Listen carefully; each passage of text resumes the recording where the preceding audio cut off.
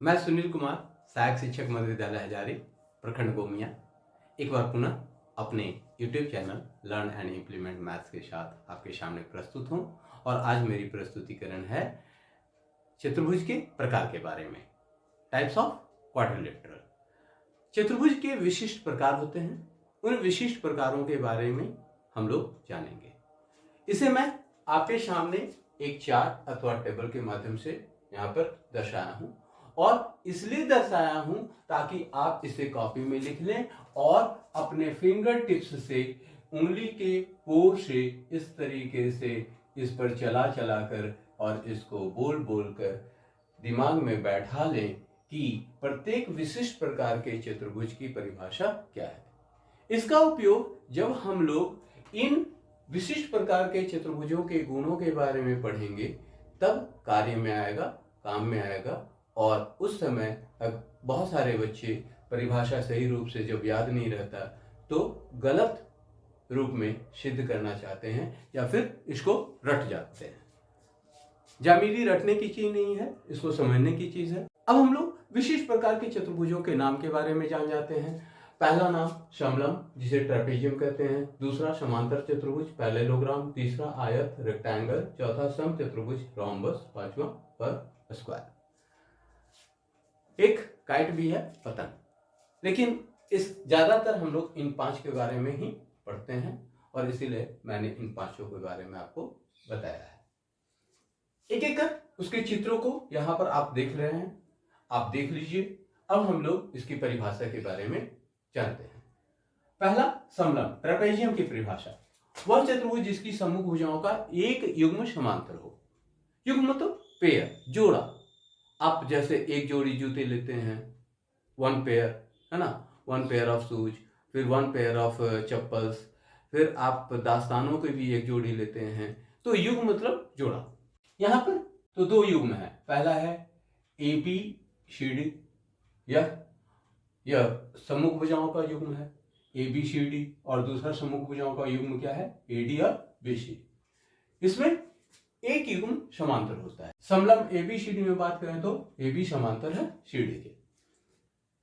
अब दूसरा समांतर चतुर्भुज, पैरेललोग्राम। इसके चित्र को आप यहां पर देख पा रहे हैं।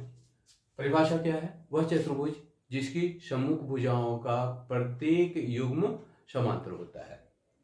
वह चतुर्भुज जिसकी सम्मुख भुजाओं का प्रत्येक युग्म समांतर होता है ना। इस समांतर चतुर्भुज एबीसीडी में ए बी समांतर है सी डी के और बी सी समांतर है ए डी के। अगर हम लोग आयत की बात करें तो आयत, रेक्टेंगल, चित्र आप देख पा रहे हैं। इसके बहुत सारे उदाहरण आपको मिल जाएंगे। आपका मोबाइल, आपके किताब का पहला पृष्ठ और यह व्हाइट बोर्ड भी, ये सभी आयत के उदाहरण हैं। इसकी परिभाषा, वह समांतर चतुर्भुज जिसका एक कोण समकोण हो। समकोण अर्थात वह कोण जिसका मान 90 डिग्री के बराबर होता है। तो यह एक समांतर चतुर्भुज है और इसका एक कोण 90 डिग्री है।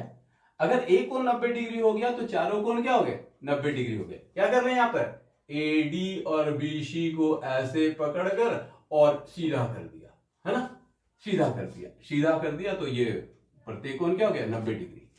अगर हम लोग आयत एबीसीडी में बात करें तो ए बी समांतर है सी डी के, ए डी समांतर है बी सी के, कोण ए बराबर 90 डिग्री। इसलिए कोण ए बराबर कोण बी बराबर कोण सी बराबर कोण डी बराबर 90 डिग्री।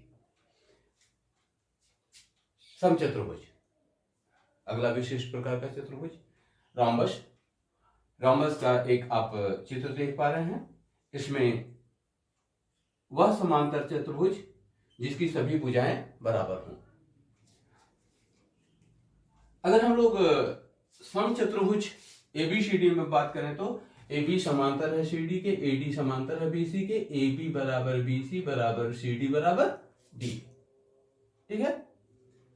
अगर हम लोग अब वर्ग की बात करें तो वर्ग, स्क्वायर, इसकी तीन डिफिनेशन है, मतलब तीन परिभाषाएं हैं। पहली परिभाषा, वह समचतुर्भुज जिसका एक कोण समकोण हो। आपने यहां पर क्या किया था, समांतर चतुर्भुज को सीधा कर दिया, आयत मिल गया। समचतुर्भुज को सीधा कर दो, वर्ग मिल जाएगा। तो वह समचतुर्भुज जिसका एक कोण समकोण हो। समकोण फिर से वह कोण जिसका मान 90 डिग्री के बराबर होता है। दूसरी परिभाषा, वह आयत जिसकी सभी भुजाएं बराबर हो। आयत के आधार पर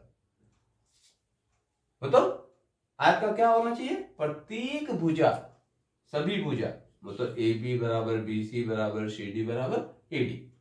अगर हम यहां पर देखें तो वह समचतुर्भुज जिसका एक कोण समकोण हो, ए बी समांतर सी डी के, ए डी समांतर बी सी के, कोण ए बराबर 90 डिग्री। कोण ए बराबर 90 डिग्री, इसलिए कोण ए बराबर कोण बी बराबर कोण सी बराबर कोण डी बराबर 90 डिग्री यहां भी होगा, है ना। इसलिए कोण ए बराबर कोण बी बराबर कोण सी बराबर कोण डी बराबर 90 डिग्री यहां भी होगा। और आयत के आधार पर देखें तो वह आयत जिसकी सभी भुजाएं बराबर हो। आयत के गुण तो इसमें होंगे ही होंगे, और क्या हो जाएगा, इसकी सभी भुजाएं अर्थात ए बी बराबर बी सी बराबर सी डी बराबर ए डी। और इसकी तीसरी परिभाषा इन दोनों परिभाषाओं को मिला देने पर बनती है। वह परिभाषा मैंने लिखा नहीं, जगह नहीं थी, मैं बोल देता हूं, आप लिख लो।